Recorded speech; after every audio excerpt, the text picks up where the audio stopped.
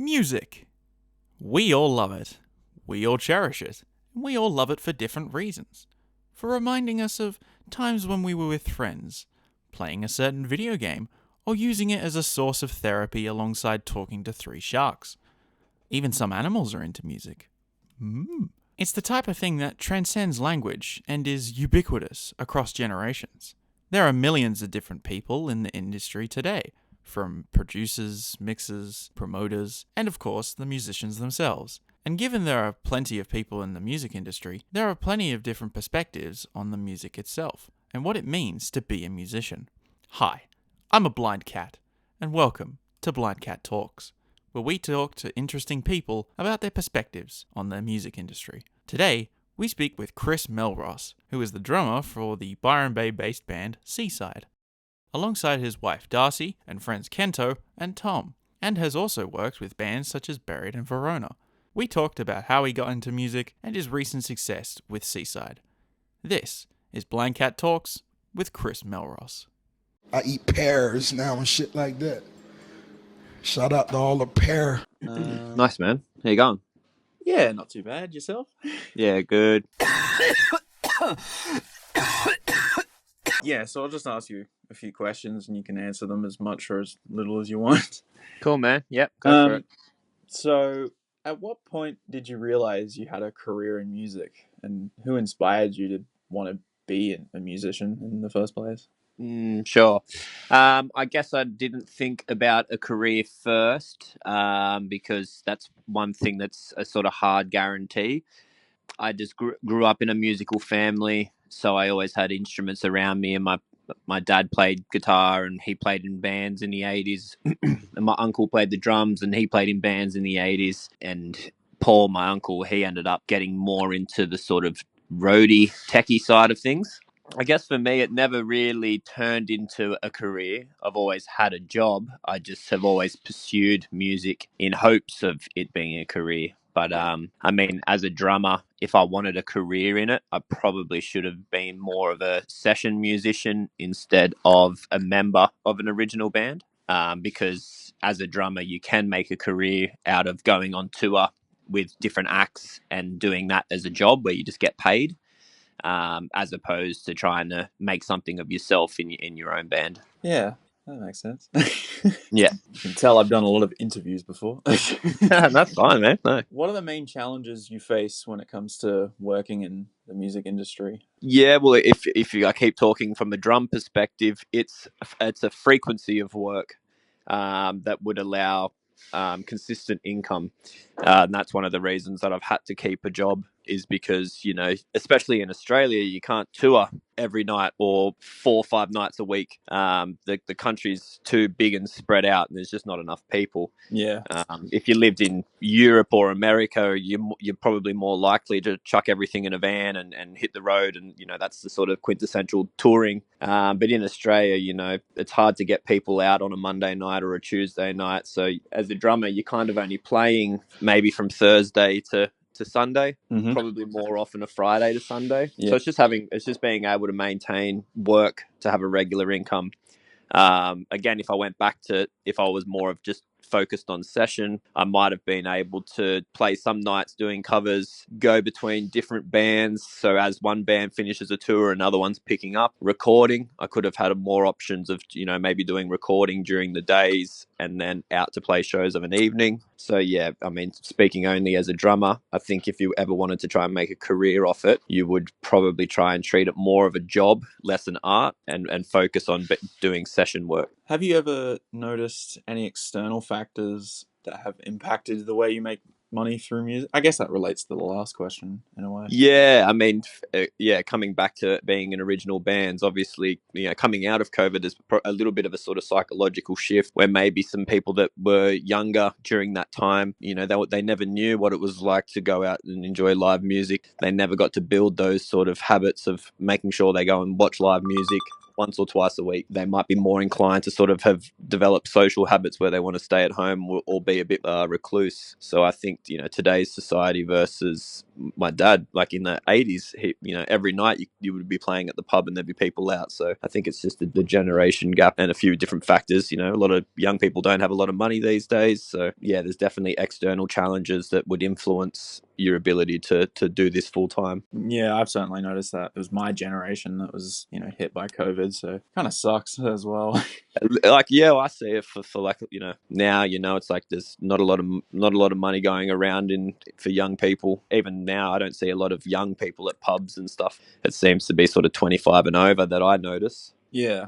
What to you defines a career in the music industry? Well, I mean, typically I feel like the word career is more synonymous with making an income and treating it as employment, less an art. You can have a great artistic career in music where you might write and produce music in your own form, release it when you want to, feel fulfilled. And, it may not bring in the money to stop a job, but you can still feel like you've had a good journey with music. But for me, I associate the word career with income. Yeah. It's a bit of a challenge because you're supposed to do, as a musician or an artist, you're supposed to create for yourself, and if it resonates with an audience and there's money there, fantastic, and if not, yeah, you're still happy and fulfilled as well. So yeah, career's a tricky one. Maybe that's more the industry side. You might get a job in a booking agency, or you might get a job trying to work for an independent label or something like that. Yeah. Well, the next question I had was about changes in the music industry, but you kind of answered that with the whole COVID stuff. Yeah. Well, I mean, a lot of changes have come through how people consume music. So, going back to the 80s again when it was my dad buying records, no internet. So you're only getting fed what you see on TV or radio. Or word of mouth, yeah. Yeah, that's right. So, there's the 1% of bands that were making everything because they were the ones all over the TV and on the radio. And there would have been hundreds of thousands of bands just like today that are just sort of trying to get out of their local scene. And they're just not on the record. The record labels had all the influence because they had all the money. So they were, and, but then they made all the money as well because they buy the rights to the songs. So where now it's like everyone's got their shit on Spotify and you can do it from your bedroom and it can cost next to nothing, but you also make next to nothing. Yeah. The next few questions are more relating to Seaside in general, but what has touring been like for you with Seaside? And I guess also with Buried in Verona. Did you tour? Sure, I did. Touring is great. It's the main reason everyone does it is to go out and see the world and perform music for new audiences and meet people. It's pretty labor intensive, unless you are a big act that's putting a lot of tickets through the venues and making money to bring a crew. Typically, the artist is, responsible for everything from sort of transport, fronting the cost of the tour. Most acts would run at a loss now. They're kind of paying to play in a sense. I think realistically you'd have to be selling out sort of at least 600 or 700 capacity venues to potentially break even in Australia with how much travel there is. I think if for touring, if you were a band that wanted to have a crack and make it, you would try very hard to go and move overseas for a few years. Yeah. And we see that. You see that with bands like Parcels, particularly, from the Byron region that moved to Europe and were able to make something of themselves. That would have been much harder to build here in Australia. But touring is the best. It's why people do it. How does it feel to know that you have a large fan base, especially around here? Like I've walked around with the Seaside shirt and had people going, oh, I know that band. They're cool. Yeah, I think it's nice to sort of feel like your music is connecting with someone. Seaside would not have a large fan base outside of our local scene, but that's how it's supposed to be. You work on your hometown and then you break out from there. So yeah, it's a good feeling. Yeah, I can certainly see that. It's cool to see you guys starting to actually get some attention. Do you have any advice for new musicians? Yeah, I would say maybe new musicians obviously practice together if you're in a band, and try and jam as much as possible, because the best way to figure each other out is to be constantly collectively entering in that space of creativity. creating music, you have to all sort of enter a space. You know, it doesn't need to be too sort of spiritual and weird, but it's just, you've got to come into together and play and figure out where, once everyone's playing, what happens. You know, I know for me, if I play guitar at home, I play completely different things than I would if I was sitting in a jam room with friends, because the energy is there. Where at home in your bedroom, it's a bit like, I write softer, quieter, slower things in a bedroom. But if I'm in a jam room, then it's generally faster and more energetic, because, you know, it's more exciting when other people are having a bash with you. Yeah, for sure. So I think it's like, figure out like small bands, or young bands. It's kind of like, get together. What kind of music do you all like separately, and then try and like figure out what that would be if they were to all cross over, and then try and write that. And do lots of demos. Never throw out don't throw out songs just because you might not like them now. In 2 years, you might love it.